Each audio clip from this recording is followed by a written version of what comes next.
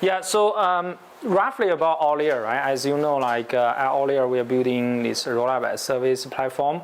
And but at the same time, we're also developing some new advanced features for rollups, mostly based on the requests and demands from our customers. That's why since last year, closely working with Eigenlayer, we started to build these a bunch of sites, new features for rollups. We call Restaked rollups. And today, roughly, I will just explain what's a Restaked rollup and why we need it and how we build the Restaked rollups. So the first thing, I believe for most of the audience here, you're quite familiar with the rollups, right? So basically, for the past, I would say, past 2 years, the entire rollup space, especially rollup stack, are becoming very, very mature. Started with the OP stack, and then it's Arbitrum Orbit, and after that, we also have Polygon CDK for ZK EVM and also rollups, and right now we also have ZK Sync, the ZK stack. Fortunately, on our side, we are the official partners for all of them. So we are helping them to push the rollup stacks to help a lot of projects to launch rollups, especially for gaming industry. We are working with a lot of gaming studios with very big IPs from Bandai, Ubisoft, Sega, and also like social applications and some new DeFi protocol like perp protocols. So the idea that right now, compared to a few years ago, I've been in this space a long time. I started my research back in 2012, mainly on consensus protocol. And then luckily, I caught the trend of scaling solutions around sharding back in 2017. And also at that time, there Plasma. After that, there was this trend on the app chains, right? Cosmos IDK and also Polkadot substrate. And after, as I mentioned, right, for the past 2 years, rollup are really becoming popular.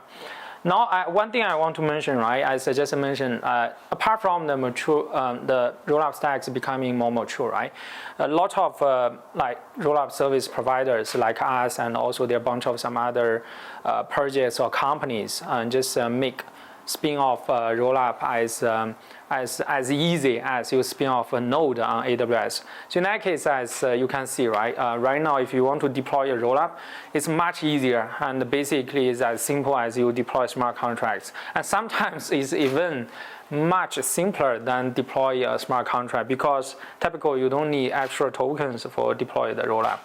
And based on our experience, somehow by the end of this year, we can see roughly we will have at least 1,000 rollups, either publicly or in private. It's just right now most of the services are quite mature, and it's just very straightforward for developers to deploy the rollups. And the issue is, at least on our side, I believe most of you use this L2 frequently, right? Either OP, Arbitrum, or different ZK rollups to do tradings and also to use various apps on top of it, right? But based on our experience, when we talk to the customers and clients, when they reach out to us, there are all different requests and demands, and some of them just beyond our crypto native developer or company's expectation. For example, some companies want is zero gas and sub-second latency for either rollup or whatever blockchain system. And some of them, they couldn't accept they're just one sequencer. Because regarding to their law, if they just have one sequencer, then it's a custody. So that's why, as I listed here, right, we have all the mainnets for the existing rollup, right? OP, Arbitrum, we have billions of dollars TVL, and it's quite successful. At the same time, it really serves the demands from our crypto native users. But at the same time, as I just mentioned, right, people may complain about, okay, for all the existing rollups and also existing rollup stacks, they are just a single sequencer. For big names like OP, Arbitrum, or even Coinbase, it's fun. We know they have big backers. But for some new ones, for example, we are launching a new rollup called 7x Hacker Horse or something. Then we for people, they may not understand who's the backer. Probably it's an anonymous guy or it's launched by Louis. or grids or arrays. It's just like, but in that case, right, even we say, okay, it's a secure by fraud proof or the ZK proof, but in the end, we all know that it's like sort of a single sequencer with a single prover, basically all controlled either by the anonymous provider or by the anonymous like a purchase owner. So in that case, we somehow we want like extra verifications to make sure, like for these all new rollups, right? Apart from this by default this fraud proof or ZK proof, but at least you have a separate network to ensure the security guarantee and also this verification stuff. And beyond that, if we really have dozens of rollup, right? I believe probably yesterday, Mark must mention about this liquidity fragmentation. So the thing like we have so many rollups, and by default we have the native bridge to Ethereum or to the settlement layer. But at the same time, when we build the DeFi protocols on the rollup, right, everyone wants to have the bridge or interoperability across all different rollups. So in that case, if we really have 1,000 rollups or chains, right, it's always very challenging. That's why OP has Superchain, and like sort of this Polygon is just released their agri layer to try to solve this problem, at least for their own test stack. So these are roughly the issues we are encountering.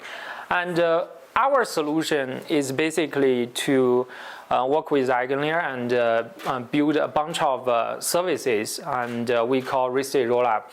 And there are a bunch of things, or the misunderstanding we have around Restaked Rollup sort of here. So first, it's not a new rollup stack. So the Restaked Rollup features are basically is a complementary to all the existing rollup stacks. For example, we don't change any code of OP stack, Arbitrum, Orbit, Polygon CDK, or ZK Sync, ZK stack. And the second thing, like we are not launching our own L2. Because like some project reach out to us, okay, what's all layers L2? We want to deploy a smart contract on it.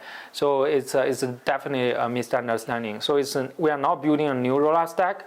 We are not a rollup. And at the same time, the rollup security guarantee is still from their own security mechanism. It's not like we are providing extra sort of security guarantee for that. For example, if you are optimistic rollup, then your security guarantee is still from the fraud proof. It's just like how you design the fraud proof, how you make it permissionless. And if it's a ZK rollup, right, you always have your own ZK proof to secure it. And remember that these are not the sort of the Restaked rollup we provide.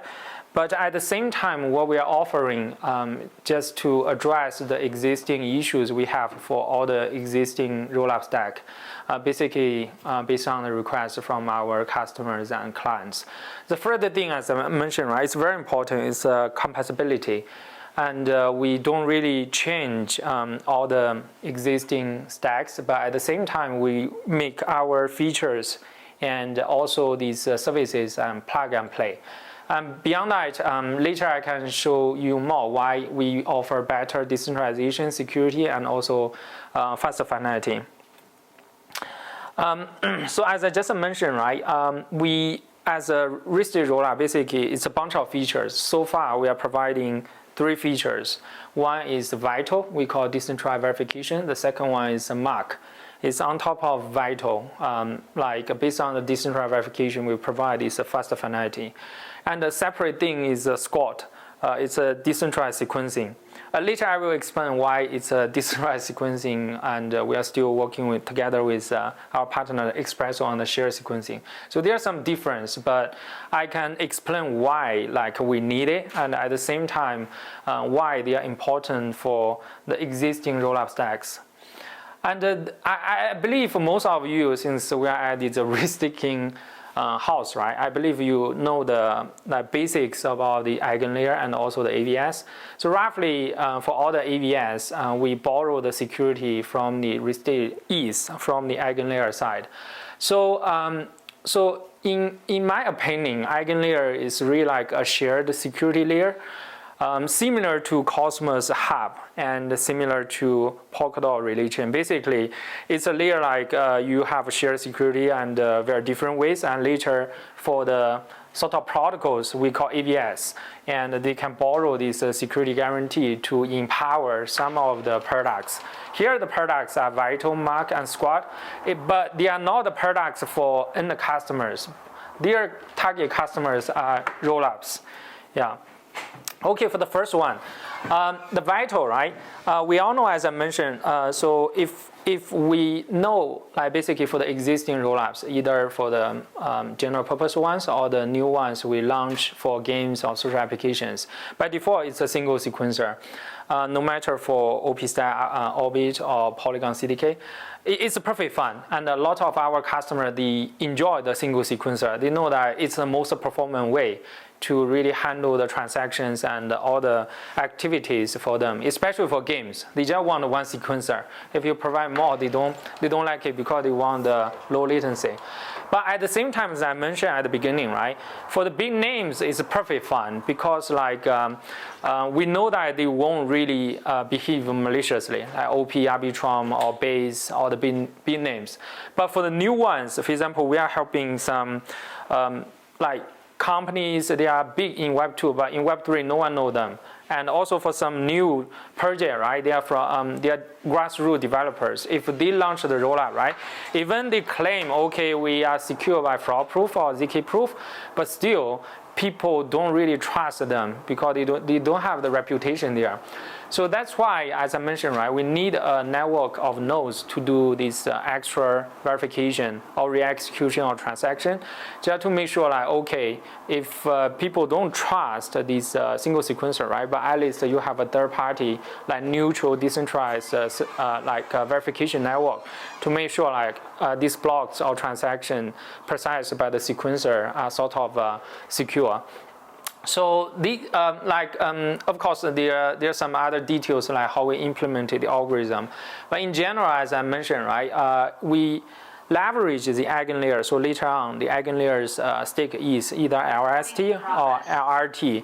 So basically, we can allow these stakeholders to delegate their sort of ETH into this group of nodes. And group of nodes are the operators. And in that case, right, these group of nodes, they run different softwares. Like, for example, for OP-Stack, they need to run sort of the dedicated verification software for OP-Stack. And then there's dedicated verification software for Orbit and also for Polygon CDK. So in that case, you treat it as sort of a dedicated verification network for this rollup, and basically secure by eigenlayer. So in that case, roughly, instead of blindly trust the RPC result from the single sequencer, you can directly get the result from this Vital network. So it provides a much better security guarantee, at least for the rollup itself. On top of it, right, we also have the Mark. That's also directly from some requests and demands from our partners, like especially DeFi protocols, bridges, and also some exchanges. We all know that there are different definitions for finality and also confirmation. For optimistic rollup, right, there are some very important sort of concepts there. One is the 7-day challenge period, right? If you really want everything to be super secure, you probably need to wait for 7 days. But at the same time, there's a finality. By default, for optimistic rollup or for ZK rollup, when we say there's a finality for block, typically we mean either the sequencer or proposer post the L2 block into Ethereum. And on Ethereum, by default, the block time is 12 seconds. And if you want to finalize it, right, you still need to have roughly, I forgot, but roughly around 12 and 13 minutes. So in that case, when we say, if you want to say like sort of L2's finality, right, we typically say it's the block posted by the proposer or sequencer to the L1, like state root hash, whatever, and then confirmed by the Ethereum's like finality. So in that case, it's roughly around a few minutes. But at the same time, for a lot of DeFi protocols, right, we want like sort of much faster finality. Like for example, if we are building a bridge, we want to bridge asset from one rollup to another rollup. Probably we want the user to get their asset on the other rollup within a few seconds. So in that case, there are multiple ways. One, you can have these ZK-like clients for different rollups, or you can run the full nodes. But as I mentioned, right, in the future we may have thousands of rollups, and for some DeFi or bridge protocols, the best way probably is just leverage, as I just mentioned, right, this Vital. On top of it, we have the MAC. You can for these protocols, they can request sort of this the verification for different blocks. So within a few seconds, they can quickly have a better sort of a finality compared to they still wait for all the blocks posted to the L1. Another example is the bridge, right? As I just mentioned, sometimes sometimes for the existing rollups, especially optimistic rollup, right? We have this liquidity-based bridge. It's just like these sort of the bridge provider. They have their liquidity on sort of on the rollup, for example, OP or Arbitrum. And if you use a directly withdraw or sort of bridge from this rollup to another chain, right? The bridge provider itself will just provide the liquidity immediately. But for themselves, they need to withdraw sort of the asset from the native bridge, waiting for 7-day challenge period. And for ZK rollup, right, it's not like that instant. A lot of people feel like, okay, ZK rollup, it must be super fast and don't need to wait for 7 days. But the reality, ZK Sync intentionally, they enable 24 hours delay. When you withdraw asset from ZK Sync, you need to wait for 1 day. And for normally for some other ZK rollup, right, like Polygon, ZK EVM or something, we are running a prover for some of the rollups. The thing they need to wait for minimum 1 or 2 hours to generate the proof. So also not that instant.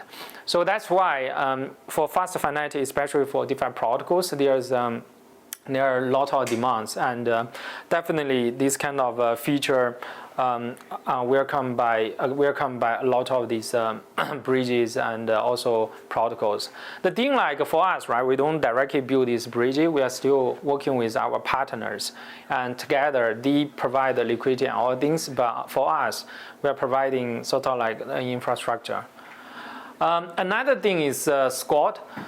So this is not something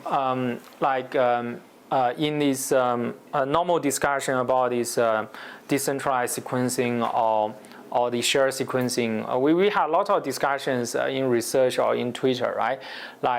We definitely need share sequencing, because as I just mentioned, right, for the interoperability issue, share sequencer is a very neat and a smart way to help to bridge assets across different rollups. But here it's from another perspective. It's basically from the request from our client, as I mentioned, right? In some countries, if you just run one node, legally, basically the government will treat you as a custody. So in that case, right, you have to run multiple nodes and probably have a network to make it as decentralized. Their request is not to do this interoperability, but just to make sure they run multiple nodes. It's a decentralized network. I know sometimes for us, right, the idea is a little bit crazy.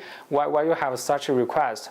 But in reality, that's something at least we are getting. So that's why the main focus for us is just to make it decentralized. Another thing is just to make it very fast, because they want relatively decentralization, but at the same time, they also want it to be very fast, like a sub-second or something. And beyond that, right, this is just a normal structure, as I mentioned right at the beginning. So later on, you need to stake or delegate the ETH, LST, LRT to these operators, and these operators to basically run these services like a MAC. I'm not sure how much time I have. I will just quickly go through the multiple modes for the MAC. Because as we know, right, for the verification, at the design level, it's quite straightforward. Basically, you just say you can re-execute the transactions or compose the MPT tree, right? But when we go to the details, if you look at, for our team, the good thing half of our team members are from this research background. So we literally look at every rollup purchase source code. and we try to understand and sort of the implementation, the pros and cons. Apparently, we found out for most of the project, right, they don't really follow the implementation of the Go Ethereum's MPT tree implementation. So that's exactly correct for all the ZK rollup projects, because like to one thing, like one is like to make it compatible with the existing ZK proof. They basically implement their own like sort of MPT tree, or they just call it a ZK tree or whatever. Basically re-implement that part to make it much easier to generate a ZK proof. Almost everyone, and the good thing, like we really respect this kind of implementation, right? Because it makes ZK proof, ZK EVM possible right now. But at the same time, it makes it very, very difficult for us or for some other project to unify the interfaces for all the different rollups. So if you really look at the source code, right, for Optimism, Arbitrum, Polygon, ZK Sync, Scroll, Tackle, I can give you a very long list. Everyone is different. So basically, we really admire that everyone spent like a few years time into it. But at the same time, it creates a lot of difficulty for us, like sort of like to unify the interface for the verification. And then back to the point, so in that case, right, as I mentioned, for this MAC or the Vital, the decentralized verification system, so we have to like create our own software, the verification software for different sort of stacks. Like to make it very lightweight, right? We create our own like sort of stateless client. So basically, the client, basically the software client can just sort of execute transaction and regenerate the MPT tree or ZK tree to make sure it's exactly the same as the correctly executed block.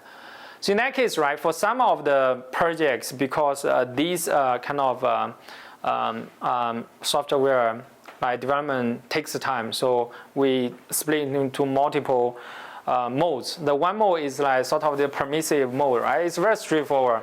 So basically, you run the full nodes and re-execute. Full node itself will re-execute all the transactions, and then you can basically have a network of full nodes. The drawback, as you can see, right, it's very heavy. So for Optimism or Arbitrum, run full node, you need several terabyte data for your disk, and at the same time to sync with the existing sort of a sequencer, right? It takes you a few days, even months, to really like make sure all the states synced to the latest block. That's very, very challenging, I would say. And the second one is something like we call optimistic mode. So basically, we assume like all the execution should be correct.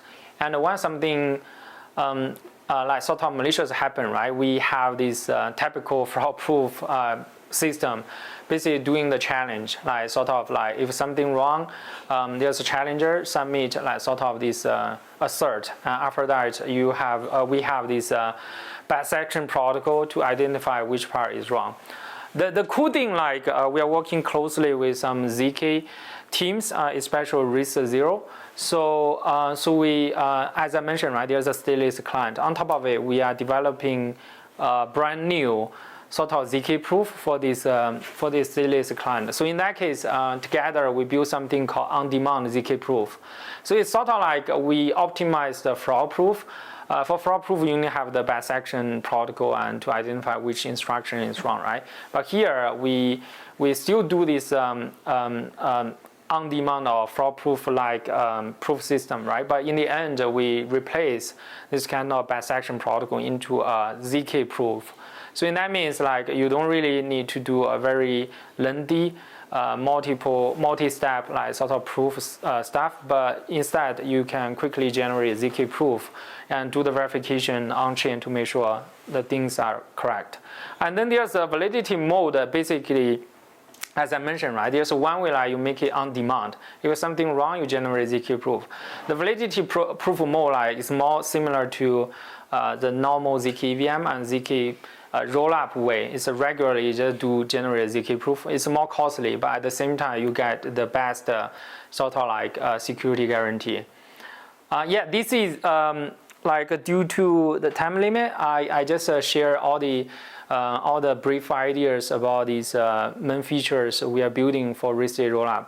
As you can see, right, we are not building a new rollup stack or new dedicated rollup, or like basically building a new like sort of proof system for the existing rollup, right? It's just like based on all the requests and demands from the real customers and partners, we are building this like a set of new features leveraging EigenLayer's shared security to basically to do this decentralized verification, faster finality, and also this decentralized sequencing stuff.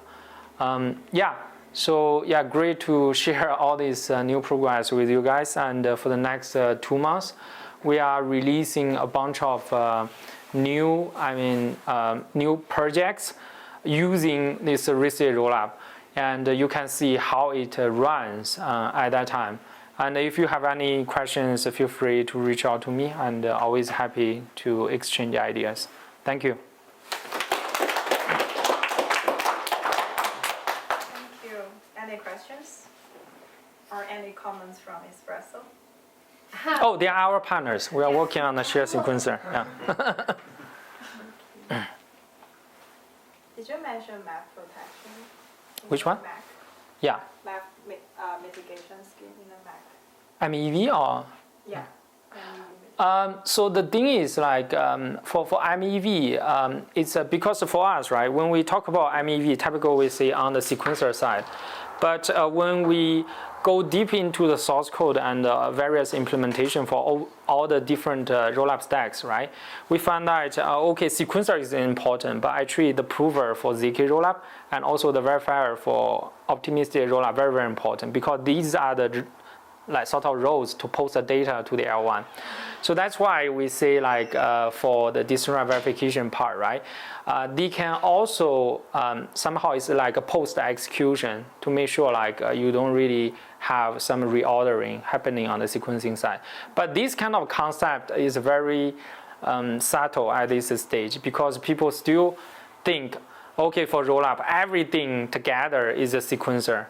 Yeah, but in reality, typically for each rollup stack, we split into 3 to 5 different modules. And for each module, actually, you can always apply different policies to make sure like there's no front running or there's no reordering. But I think gradually, once all these more rollups come out, right, when people spend more time on the implementation side, people will see that yeah, there's not just that straightforward to you do this like fair ordering on sequencing, and then you can solve the problem. But actually, there's multiple roles that can also have the impact on this MEV or this ordering of the transactions. Yeah. Oh yeah.